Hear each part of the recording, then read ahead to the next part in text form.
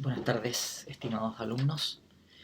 Quiero aprovechar de enviarles ahora una breve explicación y comentario acerca de la siguiente evaluación que tenemos por delante, que es el ensayo. Entonces, la idea es explicarles a ustedes en qué consiste un ensayo y algunos consejos acerca de cómo hacer un buen ensayo, qué tipo de problemas son los que usualmente uno se encuentra cuando tiene que enfrentarse a realizar este tipo de trabajo. ¿Qué ventajas tiene además? Porque es importante que lo hagan y hagan el esfuerzo en escribir ese ensayo. Y otras cuestiones asociadas. ¿Bien? Entonces, primero que nada, ¿qué es lo que es un ensayo? Un ensayo es un escrito en donde ustedes tienen que tomar una posición y defender esa posición acerca de algunas de las cuestiones que han sido consideradas en el curso, ya sea porque ha sido alguno de los temas que ha sido explicado en clases o en lecciones o en estos, en fin, en estas cosas que estábamos haciendo, o ya sea que sea alguno de los temas que ha sido considerado en las lecturas obligatorias asignadas al curso. Eh, Como digo, es una toma de posición personal sobre alguna de esas cuestiones. Eso significa que ustedes en un ensayo están defendiendo una cierta tesis. Hay algo que ustedes están proponiendo y para lo cual están ustedes además desarrollando una argumentación propia. Ustedes están no solamente enunciando qué tipo de posición es la que ustedes están adoptando, sino que además están entregando razones y una justificación de por qué razón esa posición debe ser adoptada. ¿Okay? Bien, entonces un ensayo no es una monografía, no es un escrito en el que ustedes van a estar simplemente reproduciendo o explicando las ideas de algún otro filósofo o, en fin, ideas que han sido ya defendidas con anterioridad. Por más que un buen ensayo presupone que ese trabajo se ha hecho ya en algún punto. ¿No? Pero no es eso simplemente, no es simplemente ese trabajo, por decirlo así, de documentación, de obtener información acerca de lo que se ha sostenido en algún momento o no.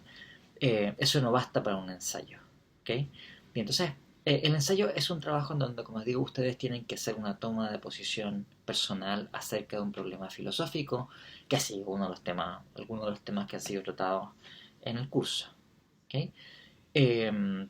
Bien, entonces, el ensayo tiene que ser un escrito eh, que va a ser evaluado por varias razones. ¿No? Ahora, ¿por qué es importante el ensayo? ¿Cuáles son las ventajas que tiene? Ustedes hasta este momento han sido evaluados por la comprensión que ustedes manifiestan de algún problema filosófico que ha sido presentado. Ustedes han estudiado materia, por decirlo así, y tienen que ser capaces de reproducir esa materia. Bueno, el ensayo exige de ustedes una capacidad distinta, exige de ustedes una capacidad, por decirlo así, intelectualmente activa, que presupone que ustedes comprendan relativamente bien o bien esos contenidos, pero no solamente basta eso, sino que además ustedes tienen que ser capaces de, por decirlo así, asumiendo la comprensión de esos contenidos, desarrollar esa posición propia sobre algunos de los temas que han sido considerados. Por esa razón, es una tipo de evaluación que es complementaria a las evaluaciones que ya se han hecho. Y por regla general, les voy a decir que lo usual es que respecto a las cosas en las cuales uno ha escrito un ensayo, esas cosas que uno nunca más se lo olvida, eh, uno eh, es capaz de hacer propia esos contenidos de una forma mucho más profunda de lo que uno haría simplemente estudiando una prueba y memorizando algún tipo de contenido. Bien, el ensayo entonces tiene estas características y quiero yo indicarles a ustedes cuáles son los tres ítems por los cuales un ensayo es evaluado. Normalmente un ensayo es calificado en relación, al menos, en fin, el requisito del ensayo tal como ustedes van a tener que hacerlo en este curso o los cursos que yo hago. Hay tres ítems centrales por los cuales un ensayo es evaluado. En primer lugar, un ensayo es evaluado por aspectos de tipo formal. por el uso del lenguaje, el uso correcto del lenguaje, por el estilo y la claridad. En segundo lugar, un ensayo es evaluado por la comprensión que ustedes manifiestan de un problema filosófico o del pensamiento de un filósofo o un autor que ustedes están discutiendo en el ensayo. Y en tercer lugar, un ensayo es evaluado por relación a la argumentación que ustedes están desplegando. Entonces, esos son los 3 puntos por los cuales ustedes van a ser evaluados. Un ensayo de nota máxima es un ensayo que está bien escrito en español, con claridad, que muestra comprender adecuadamente los problemas y en donde ustedes han desarrollado una argumentación que sea verosímil, razonable, en favor de la tesis que ustedes están defendiendo. Si quiero explicar ahora brevemente estos ítems eh, para que ustedes tengan alguna guía sobre cómo abordar este trabajo. Ahora, en cuanto a lo formal, el primer ítem de evaluación, lo que se espera es que el ensayo esté escrito correctamente en idioma español, ¿de acuerdo? Ahora, eso puede ser como obvia, pero a veces no es obvia, ¿no? No es obvia si es que ustedes tienen problemas de arrastre, que a veces pasa, quizá en el caso de ustedes no va a ser así, pero en mi experiencia uno ha visto que en algunos casos la gente llega con problemas previos acerca de el manejo del idioma español, por ejemplo, porque hay dificultades en la redacción o porque hay problemas de ortografía. Eh, entonces, esos son ítems por los cuales un ensayo es evaluado y si ustedes tienen problemas importantes en eso, eso va a incidir negativamente en la nota final del ensayo. Entonces, ¿qué cosas le quiero yo decir sobre esto? ¿No? Uno, algunos trucos que sirven para esto, ¿no? O sea, en fin, no es que sean infalibles, pero, por ejemplo, si alguno de ustedes tiene problemas con la redacción en español, ¿no? Problemas, como digo, de arrastre, que a veces vienen porque uno, en fin, por algún motivo, no, no adquirió ciertas habilidades que en su momento debió haber adquirido y tiene que eso que suplementarse ahora de alguna manera. Bien. O sea, es importante, si uno nota que tiene esos problemas, que uno, por ejemplo, esta es una posibilidad, uno dé a leer el texto que uno ha escrito a otra persona, que lo lea independientemente y que pueda decir, mira, en realidad aquí no sé, naturalmente falta un punto seguido, por ejemplo, o esta coma está mal puesta, o cosas así. Y otra cosa que también ayuda cuando uno tiene problemas de redacción, especialmente, por ejemplo, un tema que desgraciadamente es más frecuente de lo que uno quisiera, es la puntuación, ¿no? Y el uso de las comas, que a veces no se ocupan mal. Eh, Lean ustedes el texto que ustedes han redactado en voz alta, sencillamente, porque eso ayuda a detectar muchas veces problemas de puntuación. ¿Okay? Eh, y bueno, otro consejo también sobre los temas de ortografía, no se confíen en el corrector ortográfico de Word. También un problema que se da con frecuencia es que hay errores de ortografía que justamente surgen cuando se trata de reglas de acentuación en donde depende de qué función está ocupando una expresión dentro de la oración. Entonces, eh, hay algunos que llevan tilde, otros que no llevan tilde, eso depende de la función que se está cumpliendo esa expresión en la oración. Y entonces no confíen ustedes que simplemente por el hecho de que el corrector ortográfico de Word no le está indicando nada, eso es razón para que no hay efectivamente ningún tipo de problema ahí, ¿no? O sea, ojo con los pronombres interrogativos, por ejemplo. ¿Qué, cuándo, dónde? Cuando tienen el valor de un pronombre interrogativo, o sea, están en una interrogación, esos deben llevar acento. Y si no, no. Bueno, entonces, ese es un punto importante. Como digo, desgraciadamente, uno con el paso del tiempo adquiere experiencia en que ese suele ser un problema en ortografía en los ensayos, ¿no? Eso sin pasar las reglas estándar, digamos, ¿no? Que cuando termina una palabra en ns vocal, sí, qué sé yo, es aguda, entonces tiene que de llevar acento, etcétera, ¿no? Bien, pero ese es un primer punto, ¿no? Otro punto importante respecto de estos aspectos formales es que, claro, importa mucho que el ensayo sea un escrito claro. Esto es un escrito en el que ustedes tienen que procurar lo más posible que lo que están ustedes pretendiendo comunicar sea entendible. Eh, Hay aquí, desgraciadamente, algo que creo que los últimos años no ha pasado mucho, pero me ha tocado ver muchas veces, ¿no? A lo largo del tiempo. Es que algunas veces un estudiante de filosofía piensa, equivocadamente, que en la medida en que escriba algo de manera más enrevesada y oscura, va a estar proponiendo algo más profundo, ¿no? Entonces, uno tiene esta idea que si uno no escribe algo que sea difícil, uno no va a ser suficientemente profundo y no va a ser suficientemente filosófico, ¿no? Ahora, esa idea sáquensela por favor de la cabeza. Los problemas filosóficos son por sí mismos suficientemente complicados para que uno esté adicionalmente agregando capas de complejidad sobre eso para, en fin, dificultar su accesibilidad a un lector. Entonces, hay que buscar un estilo que sea lo más claro que sea posible, ¿no? Por varias razones. Uno, muchas veces cuando uno está haciendo formulaciones que resultan oscuras, poco claras, esa oscuridad lo que está reflejando es que uno no tiene claro lo que está escribiendo. Bueno, un consejo, por ejemplo, que me dio mi director de tesis, que es una persona muy sabia para todos estos temas, me dijo, mira, tú no escribas nada, nada que tú no entiendas. Entonces eso también es un consejo que vale la pena eh, poner en obra, ¿no? No escribir nada que uno no entienda, ¿no? Eh, y otro punto importante por esto, ¿no?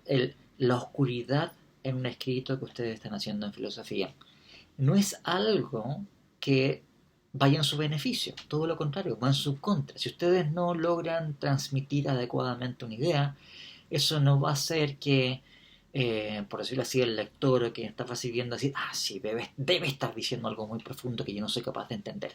No, eso no va a suceder.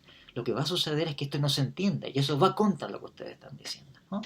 También en fin, para quitarse esta idea de que a veces tienen estudiantes de filosofía, de que uno tiene que convertirse en una especie de, como de aprendiz de, no sé, digamos, de Hegel o de Heidegger, en fin, cuando son grandes filósofos que forman el canon occidental del pensamiento filosófico, bueno, uno puede perdonarle algunas formulaciones oscuras, uno se las puede perdonar a Aristóteles, ¿no? Eh, pero claro, cuando ustedes, y esto no solamente vale para el ensayo, vale para todo su trabajo filosófico posterior, cuando ustedes están enfrentando la situación de que están enviando, por ejemplo, un artículo a una revista, o ustedes están enviando un proyecto de investigación, si eso no es claro, eso va contra ustedes.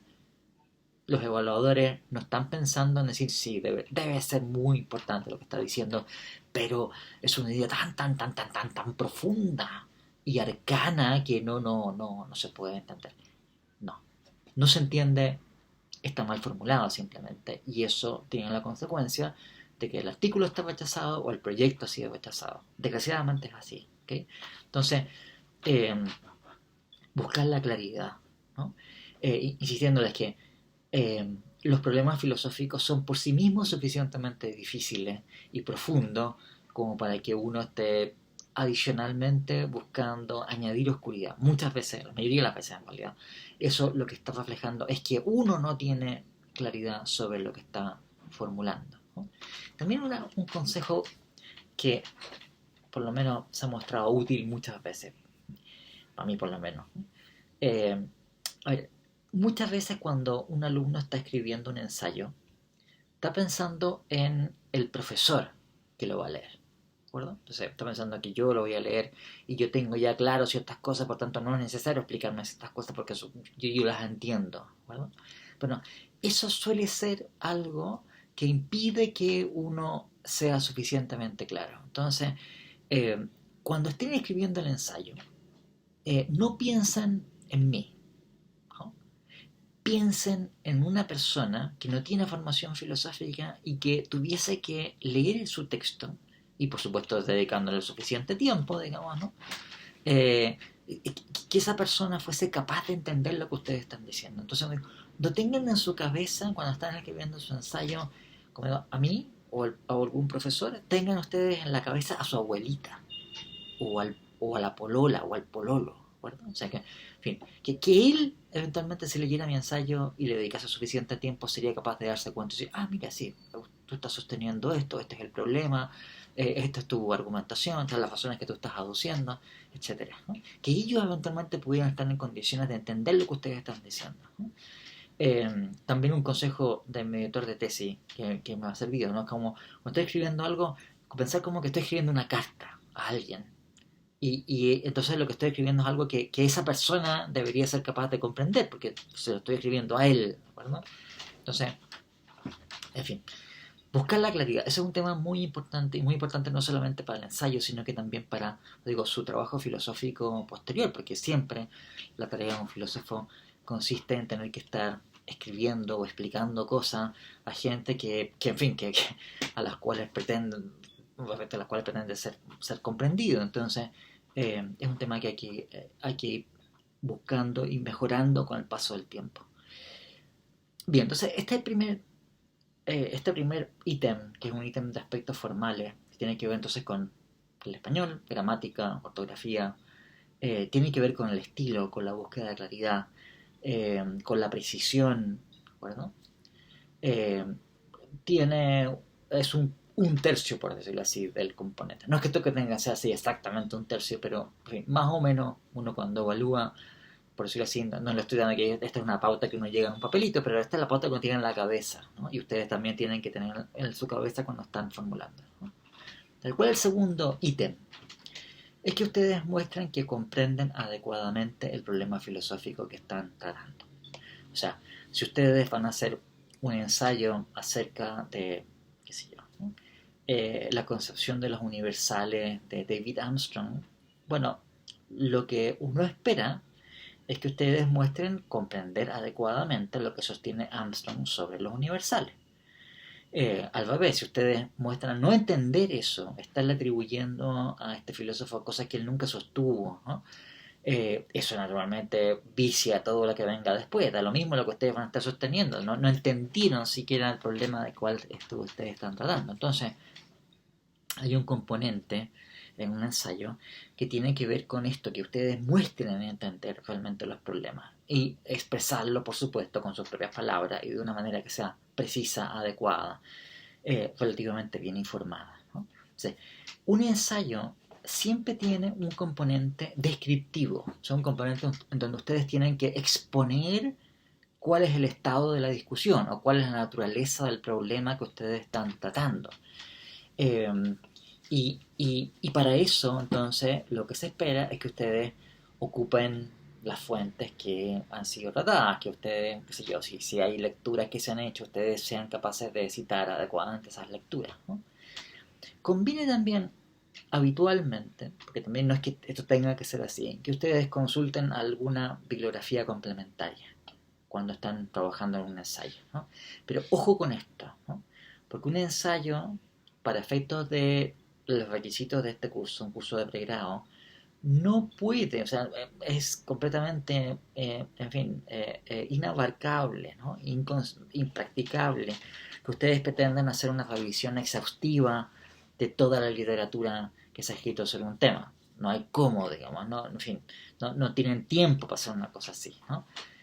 Ustedes tienen que usar dos, tres artículos o capítulos de libro adicionales para informarse sobre los temas que ustedes están tratando, sobre cosas que se han sostenido, sobre, en fin, posiciones que se han adoptado. Les recomiendo mucho, por ejemplo, que utilicen los artículos que están online en la Stanford Encyclopedia of Philosophy, que son, por regla generalísima, muy buenos artículos de revisión, o sea, que presentan un panorama del problema filosófico, de las posiciones que se están defendiendo, de los problemas que han sido principalmente discutidos. Habitualmente es una excelente forma de introducirse a un problema antes de entrar después en bibliografía más especializada. Entonces, ocupen alguna bibliografía adicional, pero no se queden en eso. Lo crucial en un ensayo no es simplemente reportar opiniones. Y si ustedes se dedican a leer cosas que se han escrito sobre un tema, pueden quedarse, bueno, no eternamente, pero no, en fin, no, un tiempo demasiado largo para el tiempo que ustedes tienen para la redacción de un ensayo y para la extensión que tiene un ensayo, además, con estas características. Entonces, ustedes deben, como digo, alguna bibliografía y ya, eso es suficiente, no es adecuado. Yo estoy consciente de esta situación, que para los requerimientos de un ensayo de este estilo, ustedes no se les puede exigir y no es razonable que se les exigiese que ustedes hagan una revisión ni medianamente exhaustiva, ¿no? O sea, no se preocupen si ustedes hacen un ensayo en donde analizaron cierta bibliografía y hay otra que ustedes se enteraron después que existía y que no la tomaron en cuenta. Ok, eso no es un problema para efectos del ensayo, ¿de acuerdo? Pero un ensayo eh, eh, tiene este segundo componente, que también es un segundo elemento que tiene que ver y que importa para la evaluación. Y el tercer elemento, es decir, que es el corazón del ensayo, es la argumentación que ustedes van a estar defendiendo, ¿no? O sea, un ensayo tiene que tener una tesis que ustedes están defendiendo. Ustedes tienen que poder ser capaces de decir en una oración indicativa qué es lo que ustedes sostienen. Yo sostengo que P es el caso, que P es una proposición con un contenido determinado. Y esa proposición puede ser la defensa de una tesis filosófica, ¿de acuerdo? Positiva, o puede ser también la crítica a la posición que otra persona haya defendido. O puede ser también la defensa de una posición filosófica respecto de la crítica que alguien ha hecho a esa posición filosófica, ¿no? Ahora, para esto no hay reglas. Yo no tengo ningún truco de decirle a ustedes, miren, para obtener la tesis de su ensayo, ustedes hagan... No, no, no. Sí. Es algo que a ustedes se les tiene que ocurrir libremente y usando su propia creatividad intelectual, ¿no? Ahora, ¿qué cosas suelen ayudar a esto? Piensen ustedes, de todos los temas que se han tratado a lo largo del semestre, de lo que llevamos del semestre, ¿qué temas son aquellos que a ustedes le han llamado la atención, ¿no? Aunque no sea, por decirlo así, una, um, algo muy elaborado y que esté muy perfilado, sino más bien una suerte de intuición de que aquí hay algo que no está bien, algo que en fin, ya sea porque puede ser que yo enuncie algo, por ejemplo, y que ustedes dicen, sí, pero eso parece que no es tan así, ¿de acuerdo? O algo ustedes leyen en un texto que les llamó la atención por lo mismo, diciendo, bueno, este autor, por ejemplo, está desechando esta posición filosófica con este argumento y a mí no me parece suficiente, aunque todavía no está muy elaborado. Entonces, esas intuiciones, ¿no? Que son como, por decirlo así, pequeñas chispazos intelectuales de algo que parece que no está funcionando bien en esto, ¿no? Son cosas en las cuales ustedes se pueden fijar, ¿no? Atender con más precisión, decir, a ver, exactamente por qué razón aquí, esto no termina de convencerme, ¿no? No estoy completamente convencido de esto, ¿por qué razón pasa eso? Y muchas veces lo que surge de ahí es que efectivamente hay un problema filosófico, hay un problema que ustedes pueden poner de relieve y que puede ser un excelente tema de ensayo, ¿no? Claro, y lo ideal es que ustedes se pongan a escribir el ensayo ya con esta idea de exactamente a dónde va, ¿no? Pero no se inquieten por esto, porque también, aunque esa es el ideal, por decirlo así, la situación normal es que uno al momento de ponerse a escribir algo, uno logra comprender mejor las cosas que uno está escribiendo, ¿no? O sea, en esta práctica de expresar una idea, uno al mismo tiempo no solamente, por decirlo así, comunica una idea que ya estaba en mi cabeza perfectamente perfilada, en algún caso puede que sea que pase una cosa así, sino que esa misma idea adquiere determinación, adquiere un contenido preciso. Y puede pasar muchas veces que por ejemplo, uno creía inicialmente de que tenía una idea relativamente clara y bien justificada en la cabeza, y al momento de hacer la formulación uno se da cuenta que no era así, que uno no entendía realmente el problema, y ahora sí lo está entendiendo mucho mejor, ¿no? Eso pasa muy, muy frecuentemente al momento de hacer escritura filosófica o al momento de tener que exponer filosóficamente un problema. Entonces, o sea, en parte la ventaja del ensayo justamente esa, que ustedes los obliga a hacer ese ejercicio y eso ayuda muchísimo que ustedes entiendan los problemas que van a estar exponiendo, a los cuales van a hacer el esfuerzo de tener que exponerlos. Entonces, eh, no se preocupen por eso, ¿no? O sea, si ustedes, por ejemplo, ¿no?, pretendían defender la tesis A y comienzan a escribirlo, y de momento comenzar a escribirlo, decir, ya, pero en realidad hay un montón de problemas con la tesis. La tesis A, y no sé, en fin, yo pensaba que esto era muy fácil, digamos, y en realidad no, digamos, en vez de que de A, más bien parece que no A, que A es falso, ¿no? Bueno, si pasa una cosa así, no se preocupen, lo que ustedes hacen es simplemente que escriben su ensayo sobre no A. O sea, en vez de defender la tesis A, ustedes ahora van a hacer un ensayo para refutar la tesis A, para criticar la tesis A, ¿no? No hay ningún problema con eso, ¿no? Y el ensayo ha cumplido perfectamente sus objetivos, ustedes han logrado comprensión filosófica mucho más profunda de ese problema que ustedes pensaban erróneamente, que lo entendían perfectamente bien y no era así, ¿no?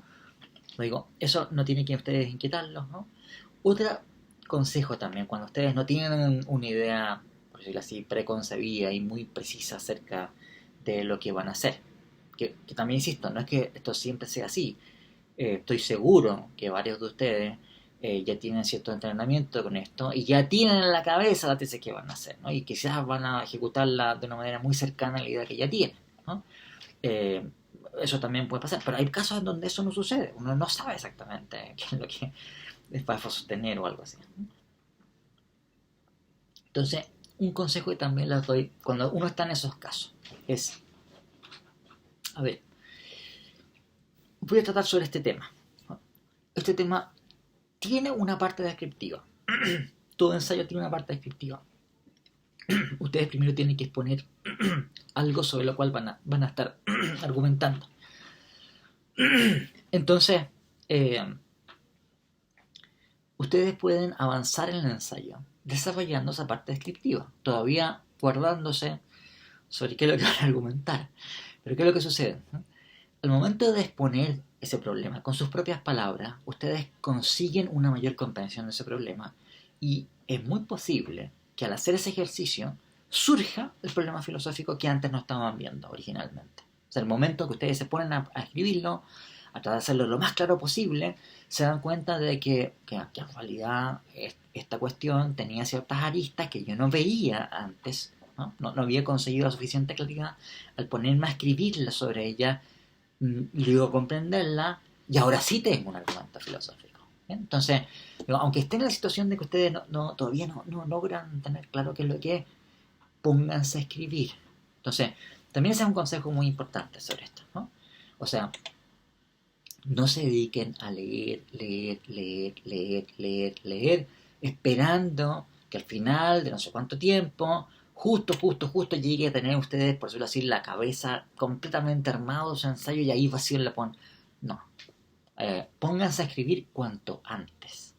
Porque la escritura tiene ese valor de autocomprensión. Porque al momento de ponerse a escribir ustedes además normalmente consiguen comprender mejor lo que ustedes están exponiendo y aquello que ustedes pretenden exponer a otras personas.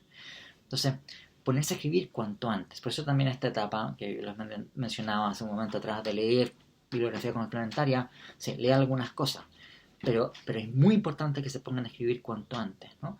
Y si van a leer, lean para escribir, ¿no? No es leer simplemente, lean para escribir, sabiendo que tienen un problema. Y eso se consigue cuando ustedes tienen algo avanzado, en lo cual ustedes están escribiendo y se dan cuenta, por ejemplo, de qué falencias o qué huecos hay en la argumentación que están desarrollando, que tienen que comprender mejor y tienen que complementarla mejor. ¿De acuerdo? Bien, entonces, el ensayo tiene estas características, ¿no? Una acotación adicional, ¿no? O sea, en realidad esta es una regla formal. El ensayo este primer ensayo debe tener una extensión de alrededor de 2000 palabras, ¿no? Para saber cuánto es eso, por supuesto en extensión de página, depende de qué página ocupan, se ocupan tamaño carta o tamaño oficio, se ocupan doble espacio, espacio simple, letra de este porte o letra chica, en fin, eso no me interesa, háganlo como ustedes quieran, ¿no? Eh, lo importante es que mantengan de que el conteo de palabras sea de alrededor de 2000 palabras. Si son, no sé, 20 palabras más, no importa. Si son, qué sé yo, 20 menos, tampoco importa. El orden de, ¿de acuerdo? Eh, y, eh, y eso es poco. Eso es muy poco. O sea, cuando ustedes quizás de entrada dicen, chuta, tengo que escribir 2000 palabras de qué, no sé qué hacer, ¿no? Pero cuando ustedes se meten en un tema realmente, ustedes se dan cuenta que el problema con 2000 palabras es escribir solamente 2000 palabras. Entonces, es un escrito corto. Eh, y, eh, otra acotación importante también, sobre el tema de las citas. Bueno, está de más decir que si ustedes citan algo, aunque sea de lo que sea, digamos, de internet, de Wikipedia, ustedes tienen que citar la información que están ustedes utilizando, debidamente, entre comillas, y si no, esto es plagio, y ustedes saben que además eso tiene consecuencias muy feas, digamos, ¿no? Desde el punto de vista académico, el plagio, no sé, digamos, ¿no? Es lo peor, digamos, ¿no? En fin, eh, es como, no sé, es como robar, digamos, ¿no? En fin, es una cosa que, pero en fin, sé que no es necesario que ustedes le esté aclarando sobre estos temas, los tienen ustedes perfectamente claros. Entonces, el ensayo se espera que tenga una extensión de 2000 palabras.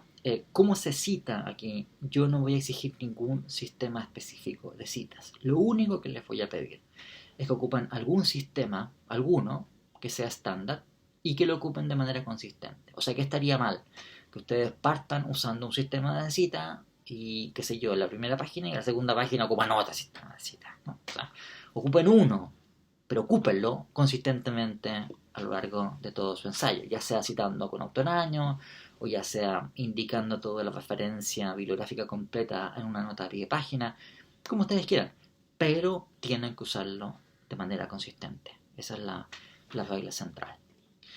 Bien, creo que esos son los consejos que puedo darles por de pronto. Y el último consejo que es bien importante, es muy importante, muy, muy, muy importante la revisión que ustedes hagan de su ensayo. O sea, un ensayo gana mucho cuando ustedes le dedican un tiempo adecuado que no solamente el tiempo que ustedes se demoraron en escribirlo, sino que además de volver a mirar ese ensayo que ustedes han escrito, ¿no? De pulirlo, ¿no?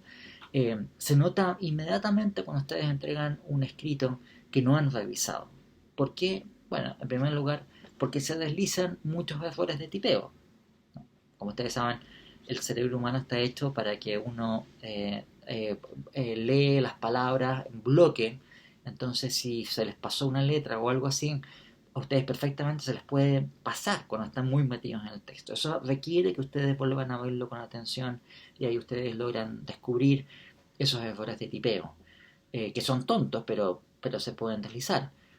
Ni hablar de estas cosas que mencionábamos al principio, de errores de puntuación. O sea, es muy importante la revisión.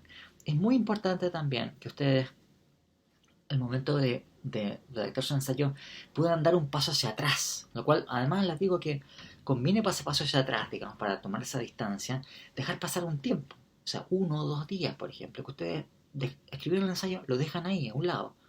Se dedican a otra cosa. Después vuelven a mirarlo, ¿no?